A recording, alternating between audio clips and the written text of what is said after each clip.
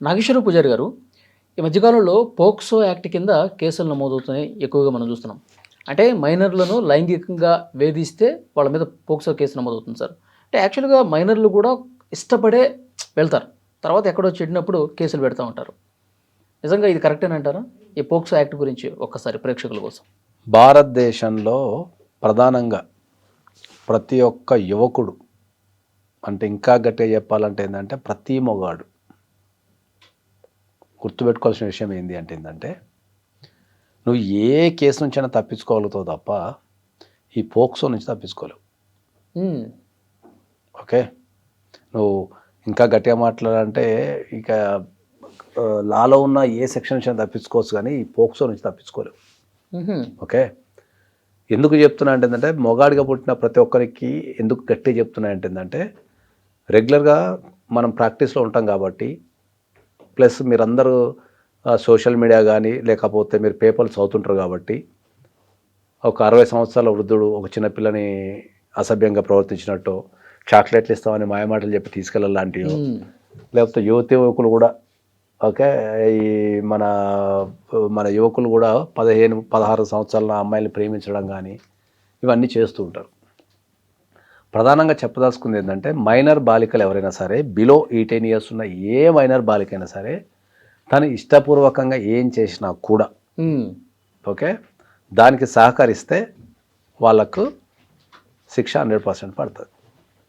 అతిపెద్ద ఈ భారతదేశంలో ఏదన్నా అతిపెద్ద యాక్ట్ ఉంది, చట్టం ఉంది అంటే పోక్సో అని చెప్తున్నాను.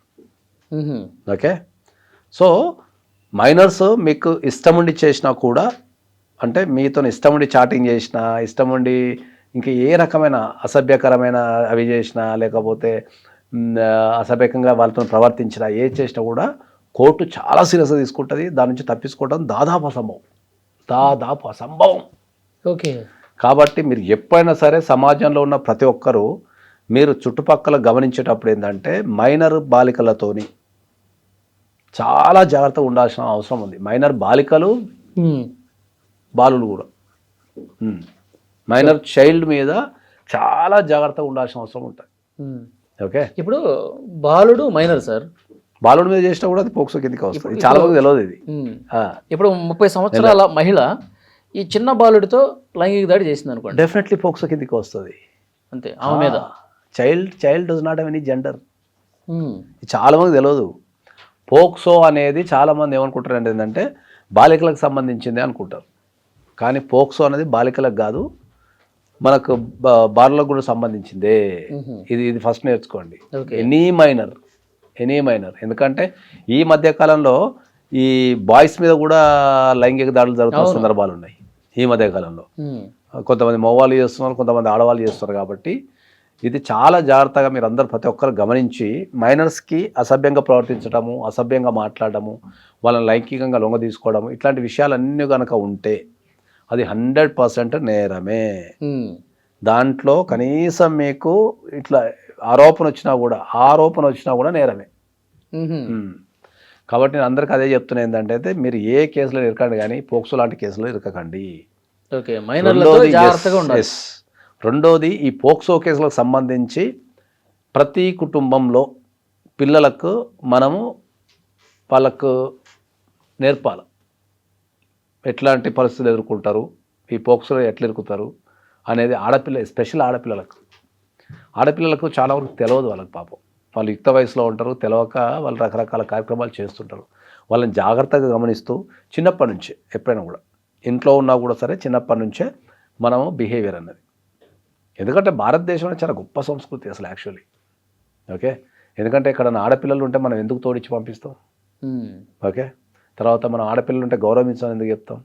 ఎవరైనా రాగానే అన్నయ్య అని ఎందుకు పిలిపిస్తాం అంటే ఏంటంటే, అటువంటి ఆలోచన రావద్దు, థాట్ అనేది రావద్దు అనే ఉద్దేశంతో ఎవరైనా రాగానే అన్నయ్య అనిపించి వరుసలు కలిపి అట్లా మనం పిలిపిస్తుంటాం. కాబట్టి దాన్ని చాలా జాగ్రత్తగా, ఆడపిల్లలు ఉంటే కూడా ఖచ్చితంగా ఇంట్లో వాళ్ళ బిహేవియర్ ఎవరు ఎట్లా ప్రవర్తిస్తున్నారు అనేది ఖచ్చితంగా నిశ్చితంగా గమనించాలి. ఎందుకంటే ఈ కేసులు రోజు పెరుగుతున్నాయి. ఒక ప్రత్యేక న్యాయస్థానాలు పెట్టి విచారించాల్సిన పరిస్థితి ఏర్పడుతుంది అంటే సమాజంలో ఈ కేసుల యొక్క తీవ్రత ఎంత ఉంది అనేది మీరు ఆలోచించుకోవాలి, ఖచ్చితంగా ఆలోచించుకోవాలి. సార్ సమాజంలో పెరిగే పోక్సో అంటేనే ఇక సీరియస్ కేసా లేకపోతే పోక్సోలో కూడా ఏమన్నా? లేదు, పోక్సో అంటే సీరియస్ కేసు అది. దాంట్లో ఉరిశిక్ష చేసే అవకాశాలు ఉన్నాయి, జీవిత ఖైదు పడే అవకాశాలు ఉన్నాయి. అది సీరియస్ అఫెన్స్ అది.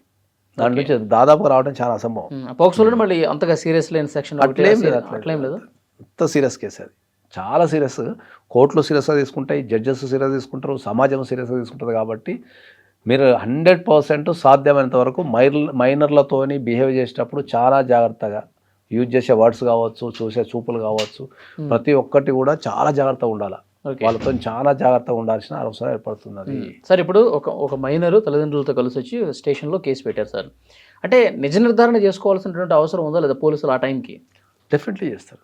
ఫస్ట్ పోక్సో కేసులో ఫస్ట్ నిజ నిర్ధారణ తర్వాత ఫస్ట్ ఇమ్మీడియట్లీ కేసు బుక్ చేసేస్తారు. అది సీరియస్ అఫెన్స్ నిరూపితం అయితే అప్పుడు శిక్ష పడుతుంది. ముందైతే నువ్వు పోయి కంప్లైంట్ ఇచ్చినావు అంటే ఇమ్మీడియట్లీ మీకు పెట్టాల్సిందే. తర్వాత వాళ్ళ ఇన్వెస్టిగేషన్లో కనుక నువ్వు తేలితే చూద్దాం. కానీ 99% ఏదైనా కారణం నొప్పులు ఉంటేనే పెడతారు, పుట్టినే పెట్టారు. ఏదో ఒక ఎవిడెన్స్ కంపల్సరీ ఉంటుంది, ప్రైమా ఫేస్ అనేది కంపల్సరీ ఉంటుంది, ఉండకుండా పెట్టారు.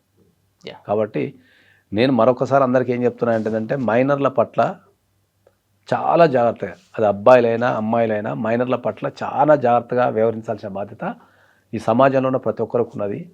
మీరు ఏమాత్రం తప్పుగా బిహేవ్ చేసినా, అసభ్యకరంగా చూసినా, ఒకవేళ 17 years ఉన్న వాళ్ళకు ఏజీ తెలవకుండా ఉంటారు, వాళ్ళు కొద్దిగా మేజర్ లెక్క అనిపిస్తుంటారు అని చాలామంది ఏ అభిప్రాయాలు ఉన్నారంటే ఏంటంటే మైనర్ ఆమె ఒప్పుకుంది కానీ నా తప్పే ఉంది అంటారు. ఓకే, ఆయనే ఒప్పుకుంది నా తప్పే ఉంది అంటారు. అట్లా కాదు, వాళ్ళు ఒప్పుకున్నా కూడా అది నేరమే. కాబట్టి చాలా జాగ్రత్త. ఈ కేసులో ఇరుక్కున్న వాళ్ళు బెయిల్ వస్తుందా సార్? బెయిల్ ఈజీగా ఏం రాదు కానీ బెయిల్ వస్తుంది. కానీ శిక్ష పడితే సీరియస్గా ఉంటుంది. జైలు శిక్ష అంటే మ్యాక్సిమం ఎంత ఉంటుంది sir?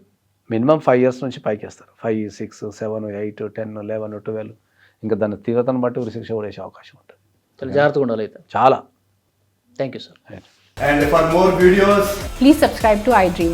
Please subscribe to iDream. Please subscribe iDream. And please subscribe to iDream. For more videos, subscribe to iDream.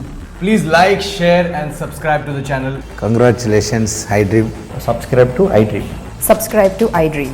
So subscribe to iDream Media. iDream ki iDream team andarki huge congratulations. Please subscribe iDream Media. Please subscribe to iDream. Subscribe iDream. Please subscribe to iDream. iDream అంటే నా కళల ఛానల్ను subscribe చేసుకున్న నోరు తిరుగుతలేదు, మీరైతే గంట గుర్తు కొట్టండి. For more such videos, please subscribe to iDream. Subscribe to iDream. Please subscribe to iDream. Please subscribe iDream Media. Please do subscribe to iDream. Please subscribe to iDream Media. For best entertainment and information, please subscribe iDream. And don't forget to subscribe to iDream.